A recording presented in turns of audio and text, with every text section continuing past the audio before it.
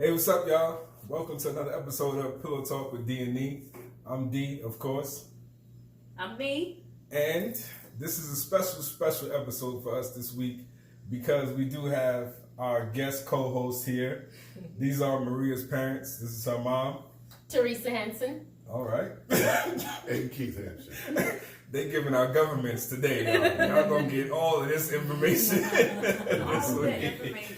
All right, so we definitely enjoyed having them here with us these past few days. Yes. It's been a great experience, and just to have some family around and really get to enjoy the time that we're spending with one another. I know that Maria's been crazy excited about it, and of course, y'all already know Michaela. She's been off the walls with excitement. We definitely decided that this would be a good time to kind of talk to them and soak up some knowledge, soak up some, some tips, wisdom, and things like that as far as our relationship is concerned. And it was just one of those things where we were like, you know what? We think this would be a good idea for us to implement some of that, knowledge to you guys through them. Right. And you'll at least be getting it directly from the source and not secondhand from us. So, I think you reached out to some people, like on Facebook. So my parents have been together for over 30 years. They've been married for 32 years. Mind you, I am 31, so look at that. They've been married for 32 years.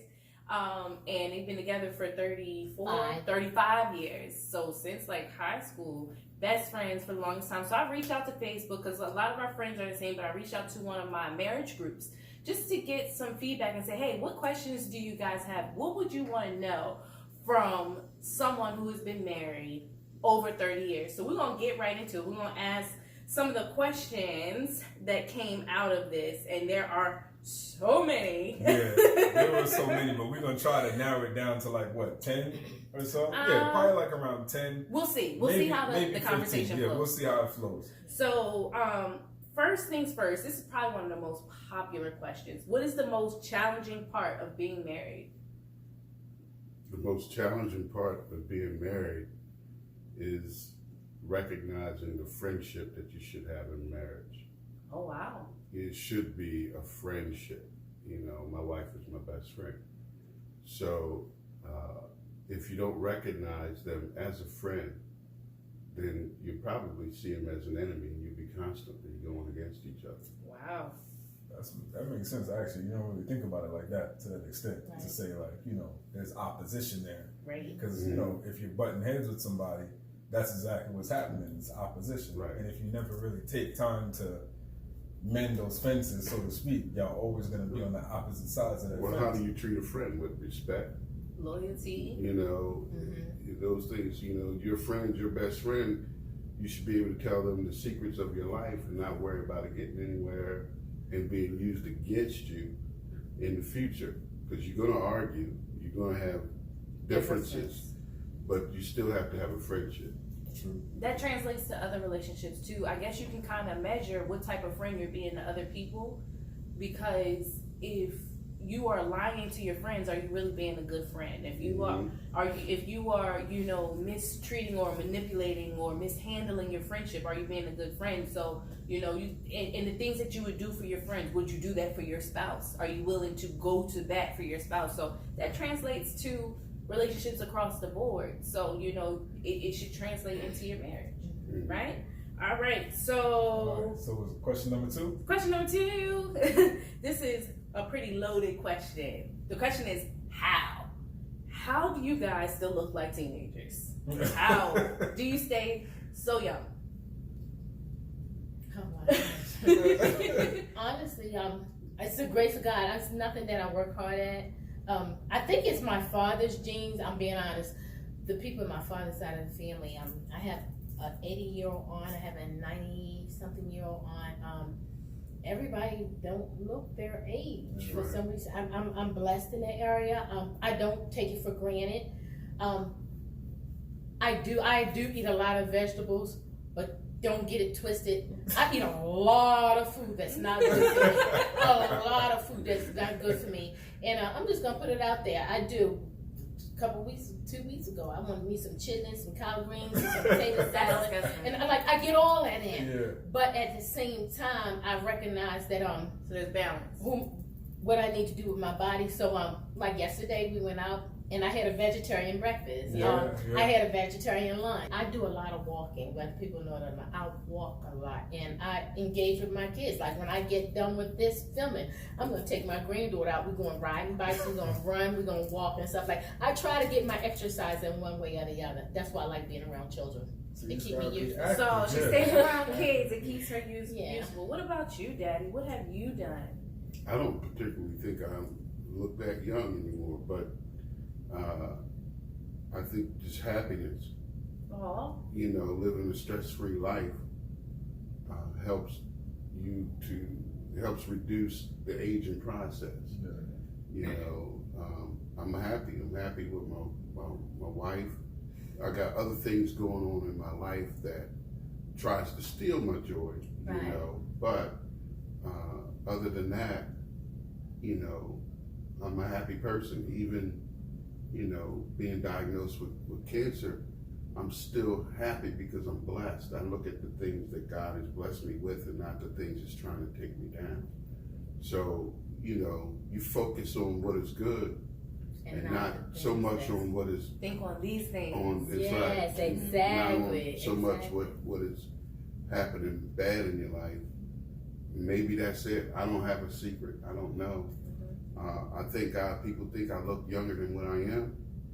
I don't particularly think I do. We can move on. Question number He 3. did all this acting. Everyone in life. I did all this acting. Question number 3. It says, I find it hard to let go hurt. Even after I find it hard to let hurt go, even after my husband has apologized, like after a big disagreement and things said to hurt each other. How do you really forgive and let go? Depending on what's said, some things really hurt. They last for a while. Forgiveness takes a while, but you have to have forgiveness in order for your relationship to work. You know, we try not to go to bed, you know, angry at one another. Has it happened? Sure. Sure. You know, but we really try not to do that. We try to discuss it before we get done. Certain things we don't discuss before we go to bed, like finances and things that's going to have us Yeah. arguing with each other Yeah. about what we should be doing. We try to practice those things before bedtime. We leave bedtime for bedtime. Yeah. You know what I mean? High stress things right before bed is not good. Discussing financial problems, marital problems, and stuff like that. That kind of stuff should be discussed early on before you go to bed. The bedtime is for bed, and you know that's what it basically You know, is. what you know. The bedtime is for bed, and whatever adults do once they're married and conceal their marriage in their bedroom, that's what it's for. And to enjoy and have a fabulous time at doing it. But no, if you are having a hard time yourself forgiving the person, then you need to look inside yourself. Right. You know, if they've apologized, they did everything that they could do to, you know, solve whatever problems you're having, and you keep holding on to it, then you're basically asking not to get the thing completed, and so you stay in the same situation. You never get through that process of, you know, not allowing the devil to keep things coming up in you, In your keep marriage. your marriage at bay. You can't be happy with yourself, or you can't be happy with your partner if you can't forgive them. So Right. if you can't forgive them, then I have to submit that your relationship is in trouble already. Right. And there's Yeah. an old saying people used to say, I'll forgive you, but I won't forget. There's a thin line right there, because and you're not forgetting, and it tends to linger on to other things. You can be doing something else and you'll think, well, I still didn't forget that you did this to me. And he or she can be sincerely apologizing or apologetic about the things that they're doing, and you're still bringing that up. If you say, baby, I forgive you, let's call it quit, let's go ahead and do that, and we're going to move on. Moving on is moving on. Yeah, exactly. You know, forgiveness is like a washer. You know, the dirtiness of being angry. But the Bible says anger is sin not. Yeah. You know, it's an emotion that God has given us. but it's like a washer. It's supposed to wash clean. When you ask God to forgive you, you're hoping that He cleans your slate clean so you can move on and not be stuck in the same thing. Because if you don't believe that God has forgiven you, then you're gonna, or you haven't forgiven a person, then you really haven't gotten through the situation. You're still stuck in it. And so until you admit that, I don't know why it would be hard, because me, myself, I don't have a problem with forgiveness. But it seems like a person with that particular question might have a problem with forgiveness, period. They just hold on to things. And that some people are like that. Unforgiveness. Yes. Yeah. And then something else going on, yeah. So maybe counseling, maybe figuring out what's going on internally for yourself For first. themselves first, yeah. And that kind of thing grows. You gotta be careful with it. It's like cancer. It can spread. You Right, know? exactly. So It just piles on and on and on. It keeps going on and on and on. Welcome back to Pillow Talk, y'all. All right, so question number 4 was, if you could have been given a key piece of advice before marriage, what do you think the advice you needed was? Mine would be about finances. How to manage my finances a little bit more better. And I can honestly say, being with my husband over 35 years, we've been married for 32 years, we have honestly not had a big problem, and I'm just gonna put it out there. Our biggest problem basically is finances. Are we suffering? Are we, about to fall in and crumble? No, we're not. But if anything in our life, it's been our finances. We never had a problem as far as financial stuff, as far as us holding stuff from one another. It's just financial in general. You know what I'm saying? In general, so this is life. It's life. So I would want to know more about finance before my marriage, so I can would have been able to build it up a little bit more, if that makes sense. Comfortable? More comfortable than what I am now. Just to have the knowledge to go into the union. Yes. I got you. Mm-hmm. That The makes planning that goes yeah. through with your Mm-hmm. planning. Yeah, that would be my thing. We were counseled, and Reverend Tan was the person that married us. How you doing, Reverend Tan? We were counseled, and Reverend Tan said, I don't need to counsel y'all. Y'all don't need counseling. Yeah. She told us we didn't need counseling. So I don't know what she saw, but thank God, our marriage has been blessed like that. We haven't had those situations, so we can't speak from experience of having knockdown, drag out arguments, fighting, putting our hands on one another, cursing one another out, disrespecting one another, belittling each other, calling each other names and stuff like that. We can't say we've had that experience. So if you're looking for that, then we're not the couple. We're not that. Y'all not the subject matter experts on that. And let's be honest, we have never slept in separate beds because we was mad at one another.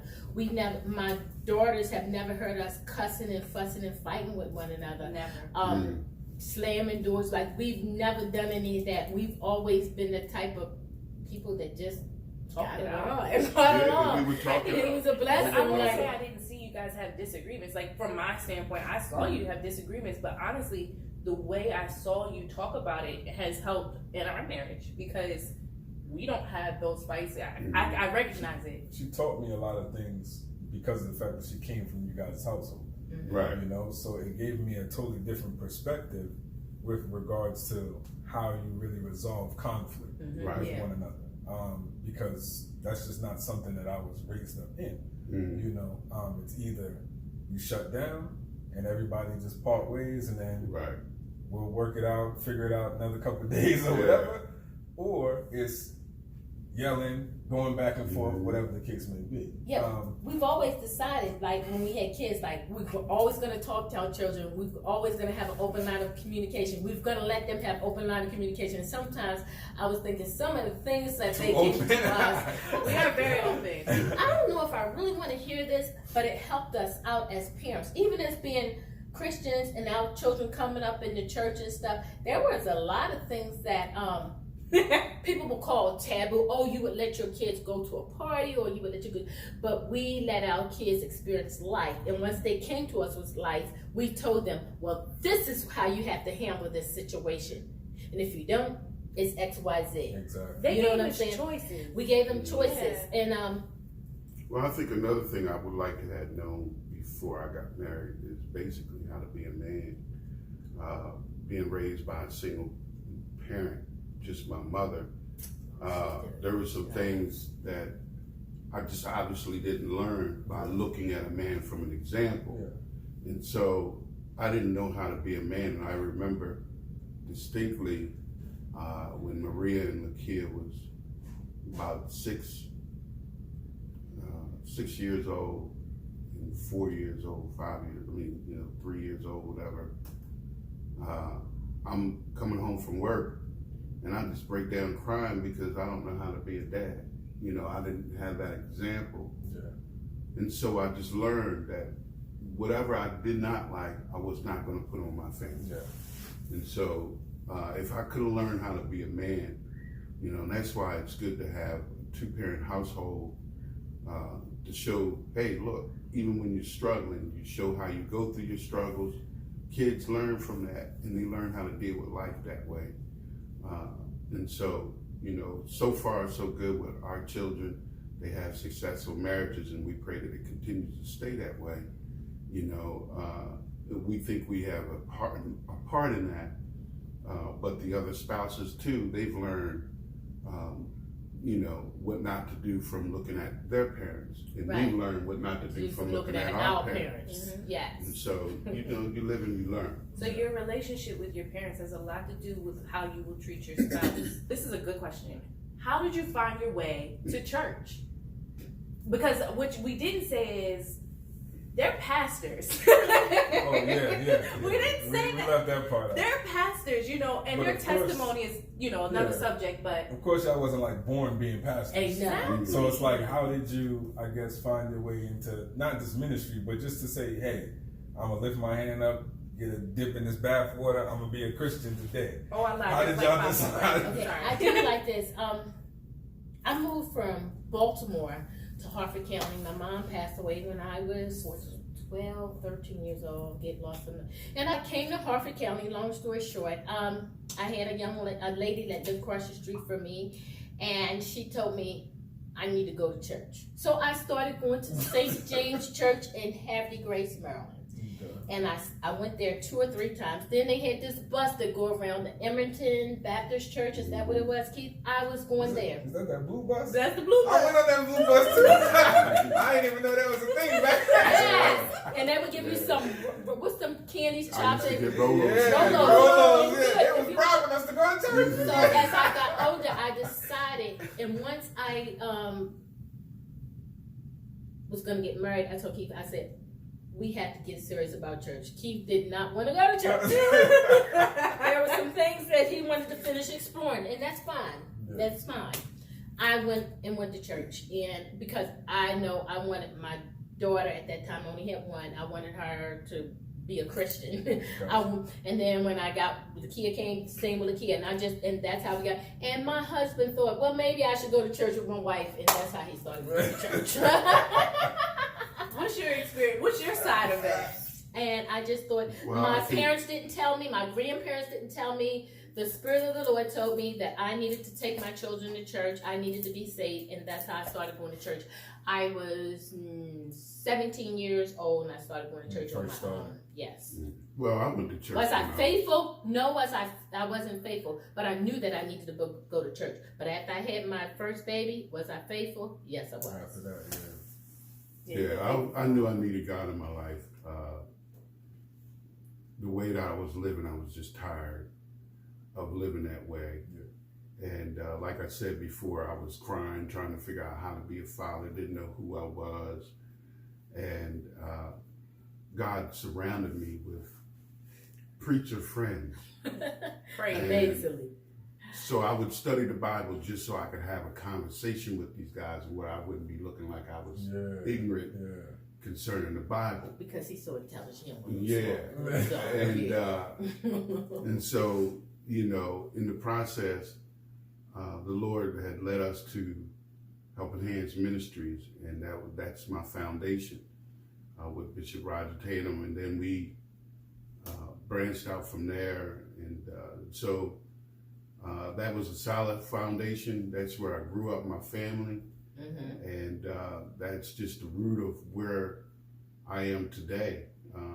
They actually started at St. James, though, if I can read it. The girls Oh. did. Yeah, we Girls started at St. St. James. James. That's our St. family church, by the way. You guys, we come from a long line of preachers. Yeah, Long line. grandfathers, great grandfathers, Church in this family. yes, a lot of aunties, uncles, You know, yeah. So. ministers. I think that's pretty cool. I never thought I would be a preacher. Never thought I would be. And it's nothing I really wanted. I didn't want, I wanted my husband to be a pastor. Oh, I want my husband to be a minister. God did what he was supposed to do in Keith Henson, and God did what he was supposed to do in Teresa Henson. That leads us to our next question. Since we're already here, so they answered the question. My mom started, so he wasn't in church yet. So, ladies, if your husband is not already in church, doesn't mean that you can't marry him, because that was the second part of her question. But I want to go into the next question. How did you handle being a? You know what? I want to ask this the right way. Let me ask this the right way. What question is this? What number is this? I think it's question 6, because we just had 2 questions in this one. So question 6, it says, ministry, was she always down? I'd like to know how she was when she got on board. So this is someone whose husband is going into ministry, he's preaching now, and she's trying to figure out, she's like, I don't want to be a pastor's wife. How did you feel about being a pastor's wife? Were you always down? I was always down. It just came. So let me ask this then. Is it more so of you just want to support your man in whatever he's doing? I'm going to support my husband. If he want to go to the moon and back, I'm going to support my boo. Yeah, I'm saying, is it strictly, so like, let's say if it was anything else, is it just a business or whatever? Mm-hmm. Is it strictly just, hey, this is what my man is doing, so that's why I'm down with it? Or is it the other side of, this is what God is calling him to do? Well, both. I would say both of them. Okay. Both of them. Because once again, this my best friend, this my boo, my ace That's boo. your ride or die. Ride or die. We got secrets that don't nobody know about, we never know about. But I tell you this, whatever he want to do, I'm going to support him. Whether it's right or wrong, if it's wrong, I will discuss it. Just like if when I do something wrong, he let me know. Yeah. Babe, you wrong. I support you, but you wrong. Yeah. You're not doing. And that's how we talk. That's how we always lasted. Because he said, babe, you were wrong. Yeah. And I have to agree. And you don't do that in front of people. No, we don't do that in front of people. No, he's never ever put me down in front of anyone, and vice versa. I've never. But as far as being on board, she asked, was I on board? Yes, I was always on board. Whatever God called him to do, I'm gonna be on board, because it's not me that called him. God called him to do it. Yeah, I wouldn't have went into it without. And he did come after he came to me. Yeah. We sat down at a round table in my kitchen at 17 Hall Court with the girls and let the girls. Yeah, that's an address. No longer address. But I do say that we sat there with the girls after him and I spoke. We sat there with the girls and we had a family come. There was nothing that went on in our lives that our children didn't know about. Yes, I was on board because God called him. I didn't call him. And I said, once he said God told him, we prayed about it. If God said it, what can I do about it? What advice would you give? Well, I think you saw it coming. I did see it coming. Many people saw it coming, so she was already prepared mentally. She was on board when I was a minister, when I was deaconing for a short time. He was a deacon for a short time. But when he joined the church, when he said he was going to get saved, I was on board.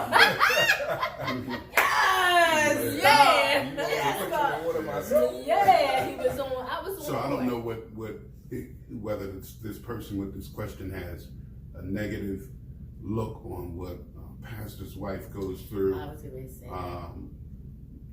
It's not like that for everybody. It's not. You just pray and ask the Lord to lead your husband, and you are supposed to support your husband as he's supposed to support you.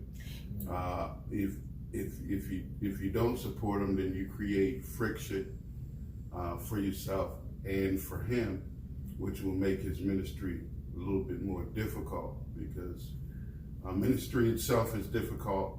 And if you have to come home where you should be able to relax, where you should be able to have the support, and you don't have it, then it's going to be an abrasive time for you and for him.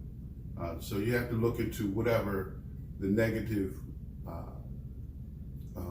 connotation that comes with your thought as to what a pastor's wife is and what she does. Don't let people Put a Like a stigma. a on job that. description on you. on your job, your title. Be of what, you. Yeah, and what Be you're you. supposed Be to you. Exactly, And- exactly. and Because that's you're it. not going to be like no other pastor's wife. You don't have to do everything that every pastor's wife would do. Be led by the Spirit of God. If they're calling your husband to be a pastor and you want to support him, you support your husband in the way that you and your husband want to do things, as long as you're all being led by Christ. That's the only thing I have to say about that. A lot of people put stigmatizations on pastors' wives. They think that they're supposed to be a certain thing. They're not supposed to make no mistake. They're not supposed to do that. Oh, no, not at all. You gotta live your And I life. do have to say this. Yes, you will get the brunt of things because you're his soulmate. Soulmate. Soulmate. Think about that. What's a soulmate? Yeah. Spirit, soul, and body. You're going to feel it You're gonna feel all as a pastor's wife. Okay. All right.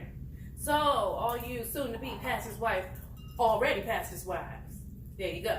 So, all right. So we have 2 more questions. They keep coming. So we're gonna do 2 more questions. They and then still we'll- popping up. Yeah, they keep coming. They keep coming. All right, yeah, we so. got I two love left. y'all. But we get ready to get off of this thing. But they didn't tell us we was going to be doing this coming out here. So 2 more questions. So one is, does mama drop it like it's hot? Do you still got it?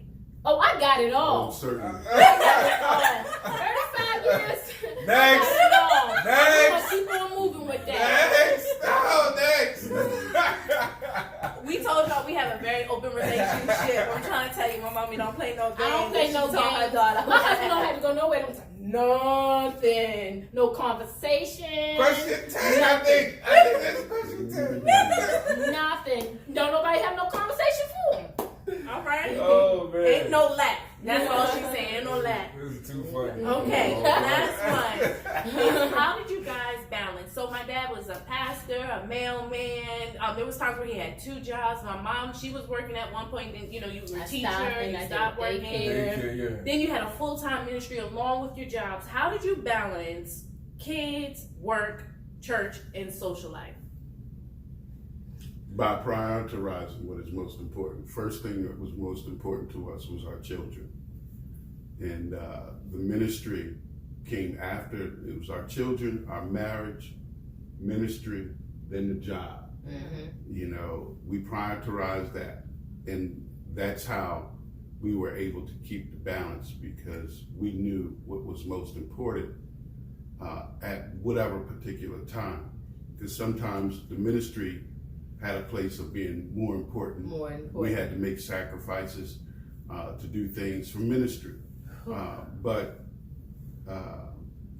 really just prioritizing things, putting everything in its proper place and perspective would help, help us balance all of our occupations. Monday, like you said, Mondays was our days that we would do nothing.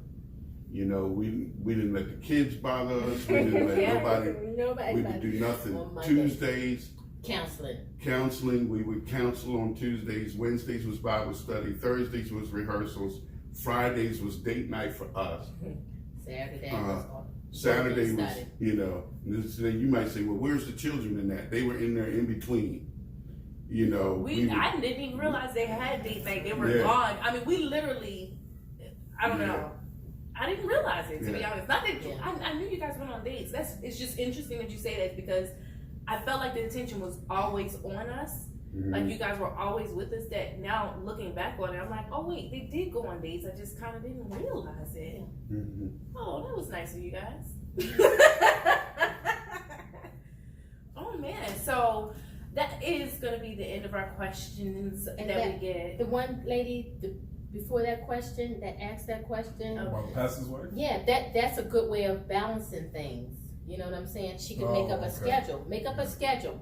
Help them along. So I'm with you with this. We're just gonna do things this way. Let's try to fit our schedule. And if he said, well, that's not gonna work out, flip it around, do something else.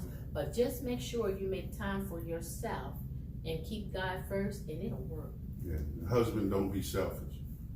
It's not all about you. make sure you consider what your wife needs in a relationship if you want your needs met. So it's not. It shouldn't be a tug of war. Right. It should be you both on the same side pulling. Right. For your relationship. So, don't try to get caught up in some of the way that people see how the woman is in the relationship and the man is in the relationship, whereas though, yes, the man is the head, but that doesn't mean that he rules over every circumstance, every situation. That woman may be better than you in the finances. Let her run it if she's better than you. Exactly. Better run that thing, girl. Do what you have to do to bring the balance to your relationship, as well as to, the ministry, to make it easier on yourself. If you want her to support you, then you got to support her. Right. So Like that. this is beneficial. Talk to people who have done it. We go to our girlfriends and half of them ain't married. We you know what I'm saying? Talk to people who have done it. My mom is my best friend. So we talk literally every morning. Sometimes multiple times a day. And I lean on her a lot. And now she can kind of lean on me sometimes too. And we have that kind of camaraderie. Find your person, The thing is with that though is, I know that seems something that's kind of like geared more towards women. Men, y'all got to do the same thing. Thank you. Even though you might have some friends that's in your group or in your circle, they might be stepping outside of their situation or whatever the case may be. All of your friends, I'm sure, are not like that. Right. You know what I'm saying? So take what you can from people who've been there, who experienced certain things that you even have experienced or maybe want to experience, Right. such as a longevity in a relationship, or let's say you're thinking about becoming a pastor, whatever the case may be. Reach out to somebody who has already been in that position and kind of, take their advice and get molded a little bit so that you'll know exactly how to apply it to your situation. So that, Yeah, and your just be relationship you can grow. when you're doing it though. Don't try to be like the person Yeah, or anyone exactly. else. You Just have be to tailor it to yourself. yourself. That's Yeah, the you main have to thing. tailor You know it what to I'm saying? yourself. Once we get freed from people stigmatizations and the way that people think that we're supposed to do things in life and be led by the Spirit of the Lord and do things that we're supposed to do, you'll be totally free. People always say, "Oh, I'm so free." No, you're not free. Do you, and you'll be free. Do you? And I think that's a good stopping point right there. Because Do I you? don't even really know what else we're going to say after that. Do you? You know what I'm And saying? you'll be free. We definitely appreciate you guys Thank stopping in, taking the time out of y'all vacation here with us to do this video. Thank love y'all. We love y'all. We appreciate y'all so much. I don't even think y'all even understand to what extent. We couldn't do this without you two. Exactly. We really couldn't. Exactly. Well, we respect. I the respect your that y'all have. relationship, and I thank God for my husband. I had to put this out there. I have two handsome son-in-laws who he poured everything in his heart into. Yes, this is yes, and he made sure that he was not selfish and kept everything to himself. Yeah. Even stuff that he didn't do with me, he poured into them as being a husband. So I thank you for that, sweetheart. I thank you too, because it helped. He It helped poured a us. lot into my two. So Ravel, Pena, Dwight, Reed, Hey. I love y'all. All right, y'all. Thanks for tuning in on this episode. Another episode of Pillow Talk. Yeah, we hope y'all got a lot Don't out of sing. it. He's about to give us an outro just now. Look. No. Little Don't more tell something. Don't tell me. All right, y'all. We'll holler at y'all next week, man. Pillow Willow.